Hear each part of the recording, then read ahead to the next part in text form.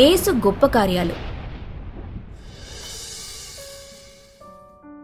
అహితపురి అనే చిన్న గ్రామంలో సాల్మన్ అనే ఒక వ్యక్తి ఉండేవాడు. అతడు బాగా ధనవంతుడు. కాని చెడు సావాసాల వల్ల అతని ధనమంతా పోగొట్టుకున్నాడు. ఎవరూ చేరనీయకపోవడంతో ఆ సమయంలోనే అతనికి దేవుడి గొప్పతనమేంటో తెలుస్తుంది. అతను మందిరానికి చేరుకొని, ప్రభువా, నా స్నేహితులు బంధువులు నా దగ్గర డబ్బున్నప్పుడు అందరూ నాతోనే ఉన్నారు. కాని ఇప్పుడు ఎవరు కూడా నాతో లేరు. ఎందుకంటే ఇప్పుడు నా దగ్గర డబ్బు లేదు కాబట్టి. మొదటి నుంచి చివరి వరకు నీవే తోడుగా ఉన్నావు ప్రభువా. ఈ కష్టాలు నాకెందుకు ఇచ్చావో నాకు తెలియదు. కాని నేను నీమీద ఆధారపడి ఉన్నా. నేను నీ కుమారుడిని. నువ్వే నన్ను రక్షించగల గొప్పవాడివని నమ్ముచున్నాను. నీవే నాకు సహాయం చేయాలి నా తండ్రి అంటూ యేసు ప్రభువుకి ప్రార్థన చేసుకుంటూ ఉంటాడు.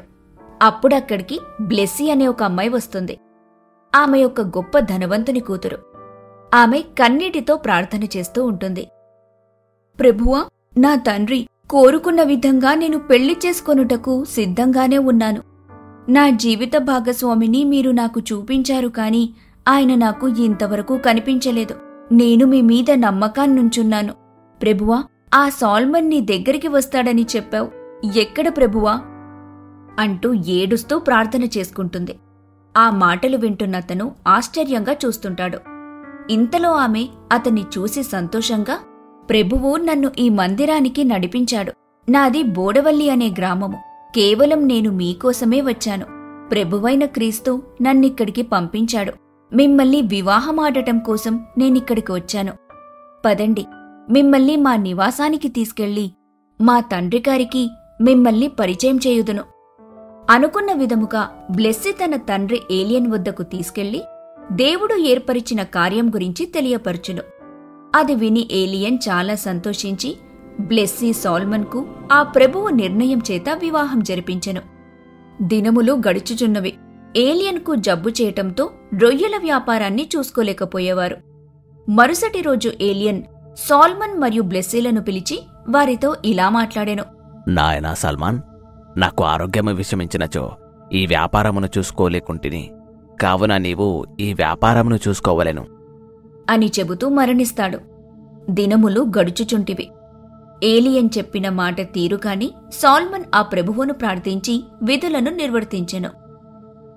ఆ దినమునందు వారు ఏర్పరిచిన కార్యమునందు ఆ ప్రభువు దయ వల్ల లాభాలతో నిండి ఉండెను. అది చూసి బ్లెస్సీ సాల్మన్లు చాలా సంతోషించెను.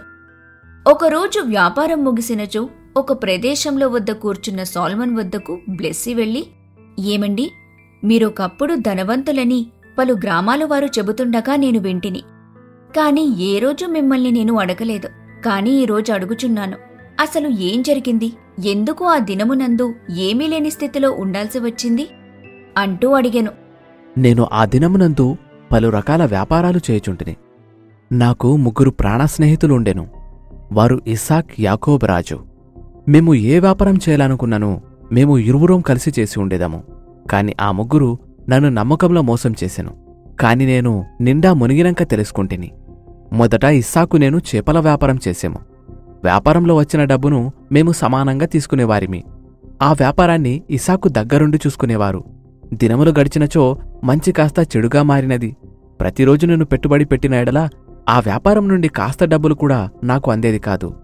నేను ఇస్సాకును అడగడంతో చేపలు మరణించెను, చేపలు దిగుబడి కావడం లేదు అని ఏదో ఒక సాకు చెప్పేవారు. ఏమి జరిగిందని ఒకరోజు ఇస్సాకును నిలదీయడం జరిగినచో, ఇస్సాకు, మన ఈ వ్యాపారంలో కొద్ది దినముల నందు నాకు డబ్బు అందజేయడం లేదు. అసలేమి జరిగి ఉండెను? మిత్రమా, చేపలు దిగుబడి సరిగా జరగడం లేదు. కావున డబ్బు అందడం కొంచెం ఆలస్యమగుచుండెను. ఎందుకు మిత్రమా ఈ తొందరపాటు అని నిమ్మలముగా సమాధానమిచ్చుచుండెను. ఇసాక్, నువ్వు చేసే మోసం గురించి నేను తెలుసుకోలేదనుకోకు. నేను అన్నిటినీ తెలుసుకునేను. రోజూ దిగుబడి కొన్ని వేలలో జరిగెను. కాని నువ్వు నన్ను మోసం చేయుచున్నావు. దీనికి ఆ ప్రభువు నీకు తగిన కార్యము నిర్వహించును. కాస్త ఓపిక పట్టుము అంటూ అక్కడ్నుంచి వెళ్ళిపోసాగెను. ఇదిలా ఉండగా ఇక కొన్ని దినములు గడిచెను. మరొక మిత్రుడు యాకోబు తనను నమ్మి డబ్బు ఖర్చు చేసి దూది వ్యాపారము చేసెము. కొన్ని దినములు బాగానే జరిగినచో దినములు గడుచుచుండగా వచ్చే డబ్బు చూడగానే యాకోబు కూడా మోసగించెను. ఇదిలా ఉండగా 3వ మిత్రుడు రాజు తనకు వివాహమైనచో తన భార్యకు ఆరోగ్య నిమిత్తం బాగాలేదని నా దగ్గర డబ్బు అధికంగా తీసుకునేవాడు. ఒకరోజు నేను దేవుడి యందు కార్యమునకు పక్క గ్రామమునకు వెలితిని. అక్కడ రాజు భార్యను చూచితిని. ఆమె చాలా సంతోషముగా ఉండటంతో నేను చాలా ఆశ్చర్యపోయాను. ఆమె దగ్గరికి వెళ్ళి, తల్లీ, నీ ఆరోగ్యం ఎలా ఉండెను? ఆ దేవుని కృప వల్ల మెరుగుపడినదా అని అడిగాను. ఆ మాటలు విన్న రాజు భార్య మేరీ, నాకేమైనది, నేను చాలా సంతోషంగా ఉండుచుంటిని. మీకు ఎవరో తప్పుడు సమాచారం ఇచ్చి ఉన్నారు అంటూ అక్కడ్నుంచి వెళ్ళిపోయెను. అక్కడ జరిగిందంతా గమనించి సాల్మన్ చాలా బాధపడెను. తను నమ్మిన తన 3 ప్రాణ స్నేహితులు మోసం చేశారని కన్నీటితో ఆ ప్రభువును వేడుకోవటం మొదలుపెట్టెను. అంటూ తన జీవితంలో జరిగిన ఆ సంఘటనల గురించి తన భార్య అయిన బ్లెస్సీకి తెలియపరిచెను. ఆ మాటలు విన్న బ్లెస్సీ తన భర్తతో, దేవుడు చాలా గొప్పవాడు. వారి తప్పు వారు తెలుసుకునేలా చేసి మీ వద్దకు వారిని తీసుకొచ్చేలా ఆ దేవుడు కాలాన్ని నిర్ణయించెను అంటూ తన భర్తకు ధైర్యాన్నిచ్చెను. దినములు గడుచుచుండెను. ఇసాకు వ్యాపారం ఆ ప్రభువు దయవల్ల చాలా ధనంతో నిండి ఉండెను. వారు చాలా సంతోషంగా ఉండెను. ఒక దినమున సాల్మన్ విశ్రాంతి తీసుకుంటున్న సమయంలో అచటకు ఇసాకు వచ్చెను. మిత్రమా, నన్ను క్షమించుము. నేను చేసినది ముమ్మాటికి తప్పు. ఆ ప్రభువు నా యందు కనిపించి నేను చేసింది తప్పు అని నాకు తెలిసేలా చేశారు. నిన్ను కాదని నేను చేసిన వ్యాపారాలలో నష్టాలు వాటిల్లును. మిత్రమా, నీ నుండి విడిపోయాక నేను తెలుసుకున్నది ఒకటి: మనిషి ఉన్నప్పుడు తెలీదు వారి విలువ, లేనప్పుడు తెలిసిన ప్రయోజనముండదు అని తెలుసుకుంటుని. నన్ను క్షమించు మిత్రమా అంటూ తనను వేడుకొనెను. వేడుకున్న మరలా తనను మోసం చేసిన డబ్బును తనకు వెనక్కి తిరిగి ఇచ్చెను. ఆ మాటలు విన్న సాల్మన్ చాలా సంతోషించి, మిత్రమా, చేసిన సాయాన్ని వెనక్కు చేచాచి అడిగేవాడిని కాదు. మిత్రుణ్ణి మన్నించి తన నివాసమునకు పంపించెను. ఇసాకు వెళ్లిన మరుక్షణం సాల్మన్ ప్రార్థన చేయటం మొదలుపెట్టెను. తండ్రి, వారు చేసిన తప్పును వారికి తెలిసేలా చేసి వారి కనులు తెరిపించితివి. చాలా సంతోషించుచున్నాను. నీకు 1000 కోటి ధన్యవాదాలు అంటూ కన్నీటి ప్రార్థన చేసెను. ఆ రోజు మరిదినం యాకోబ్ సాల్మన్ వద్దకు వచ్చెను. మిత్రమా, దూది వ్యాపారంలో నిన్ను మోసం చేసి తిని. ప్రభువు నా కలలో కనిపించి నేను చేసిన తప్పును నాకు తెలిసేలా చేసెను.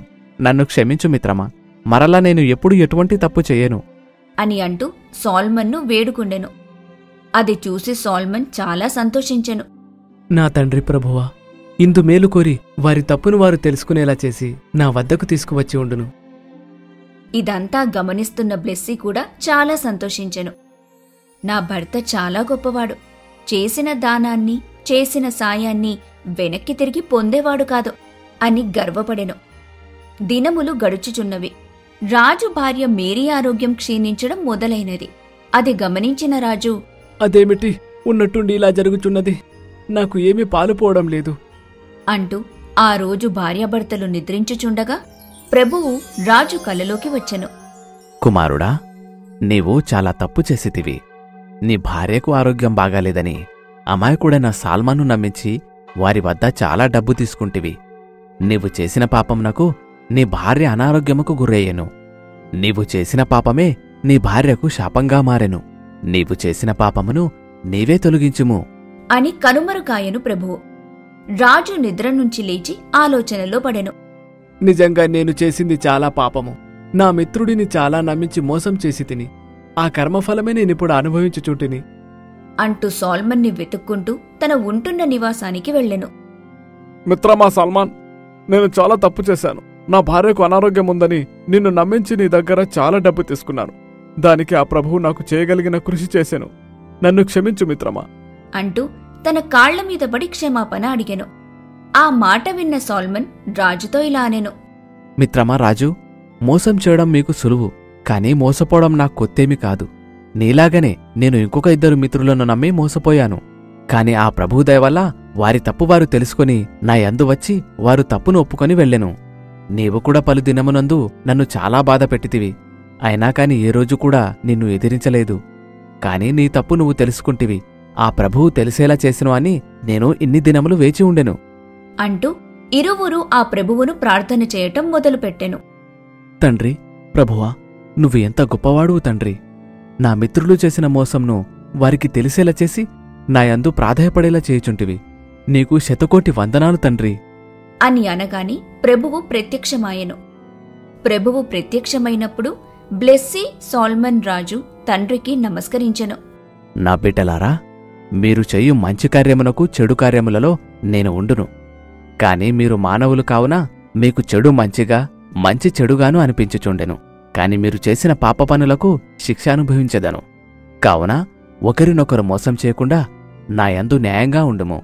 మంచి పనులు చేయుచున్నచో మీకు పుణ్యద్వారములు తెరిచి ఉండును, పాప పనులు చేసిన ద్వారం తెరిచి ఉండును. కావున మీరు ఒకరి పట్ల ఒకరు న్యాయముగా ఉండుము అంటూ ప్రభువు కనుమరుగాయెను. ఆ దినమునందు వారు చేసిన తప్పులు తెలుసుకుని సాల్మన్కు క్షమాపణ చెప్పినచో తాను మన్నించి మిత్రులను దగ్గర తీసుకొనెను. అప్పటినుంచి ఆ మిత్రులందరూ కలిసిమెలిసి ఉండెను.